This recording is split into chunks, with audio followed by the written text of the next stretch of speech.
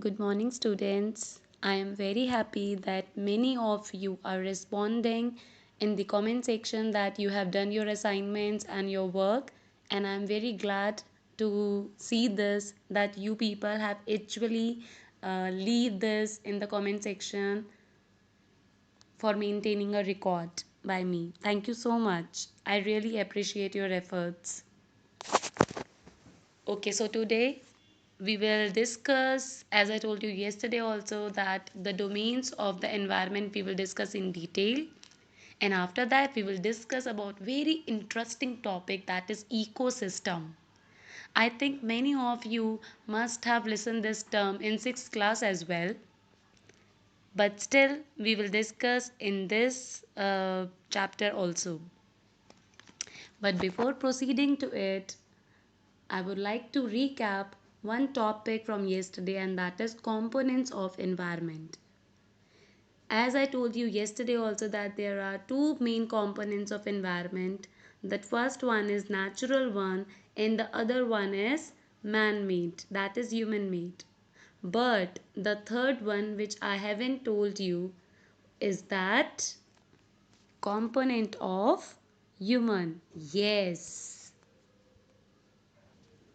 which includes human related values and beliefs, like for example individual, family, community, like group of people, religion, that is Hindu or Islam or Christian, education, political situation, economic scenarios.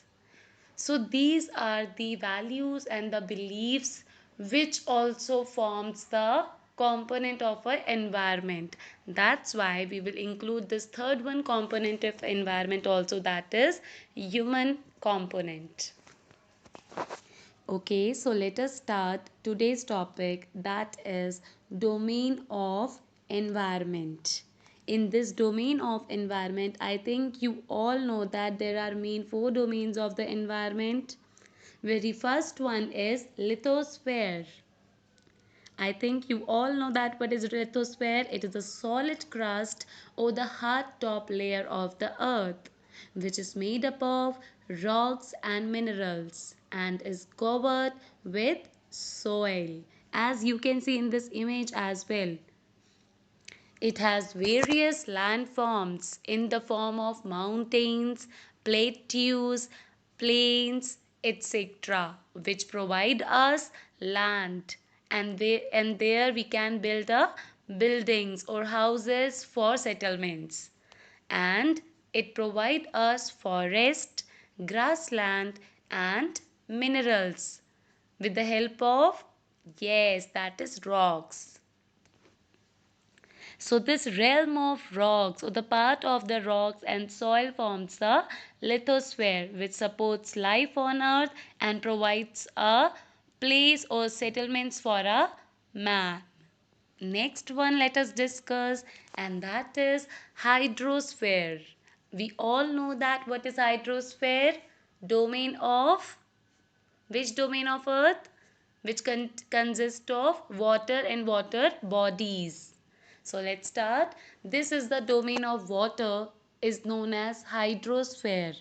It comprises of various sources of water, water rivers, lakes, seas, ocean, etc. And we all know that it is very essential for all living organisms. We can't survive without, yes, that is water. So this realm of water on the earth's surface is hydrosphere, which includes river, lakes, seas, oceans. These are the big water bodies. So this water favors growth and evolution of life on earth. And the next one is atmosphere, which consists of gases, dust, water vapor. So it is a thin layer, a minute thin layer of air that surround the earth. It protects us from the harmful rays of the sun and the scorching heat of the sun. And yes, it consists of, as I told you, number of gases, dust, and water vapors. So, class, this atmosphere is very important for all of us because it consists of oxygen, which is essential for all forms of life, and it also moderates the temperature of the earth, which enables life to exist on earth. So these are some of the importance of atmosphere I told. So next one and the last one, most important one, is the biosphere, which cover all the domains of the earth. So it is the narrow zone of the earth where land, that is lithosphere, water, that is hydrosphere, and air, that is atmosphere, interact with each other to support the life. Can we survive without any of the domain of the earth? If let's say there is atmosphere, there is hydrosphere, there is biosphere, so lithosphere nahi hoga. Is it possible? No, because biosphere consists of all the three spheres, all the three domains, and that is lithosphere, hydrosphere, and atmosphere, which in short it forms the biosphere. I have shared one image with you. You can see that image and you have to draw this image as well. And next one is ecosystem. Very interesting, very important topic. Now, what is ecosystem? It is a system formed by the interactions of all living organisms with each other and with the physical and the chemical factors of the environment in which they live, all linked by the transfer of energy and material. So, in this ecosystem, all the things will come which is interrelated and connected with the living organisms, whether it will come under the biotic one or abiotic one. So there is an interrelation between the living organisms and interactions of all living organisms with each other. We will understand this ecosystem in a more better way with the help of one video which I am sharing with you in this video only. So go through it, but before going to it, just wait for 2 minutes as I want to tell you one more thing, and that is little bit explanation of ecosystem. So all the plants, animals, listen carefully students, all plants, animals and human beings depend on their immediate surroundings. Often they are also interdependent on each other.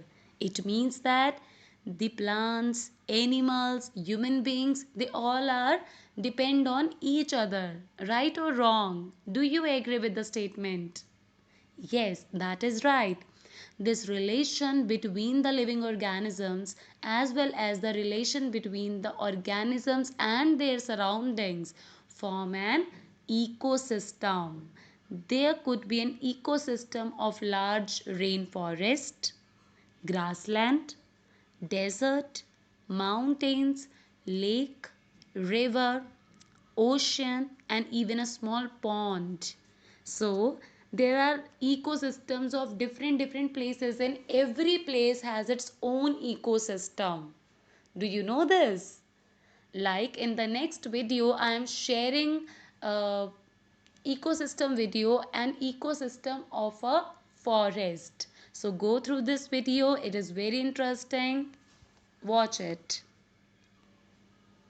Let's learn about ecosystem. What is an ecosystem? Ecosystem is a community of living organisms and their non-living surroundings in a given area. These organisms interact among themselves and with their physical environment to form a system. The living components like plants, animals and microorganisms of an environment are called the biotic components. The non-living components like air, water and rocks of an environment are called the abiotic components. Living organisms interact among themselves and with their physical or abiotic environment to form an ecosystem. To understand ecosystem better, let's take an example of a forest ecosystem.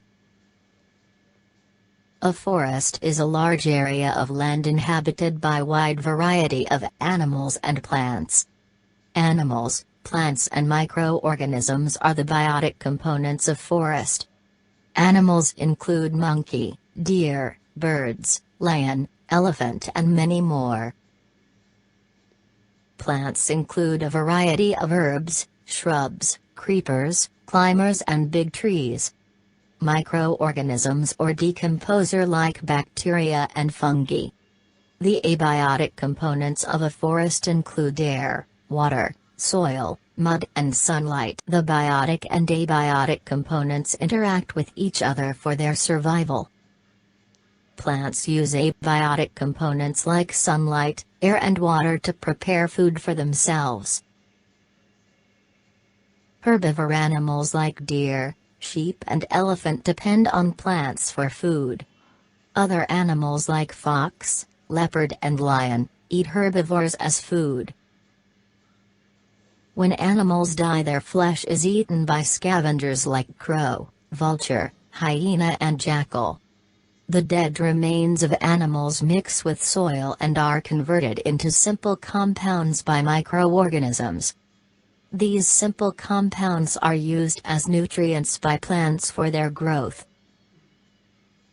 In this way, the components of an ecosystem are recycled.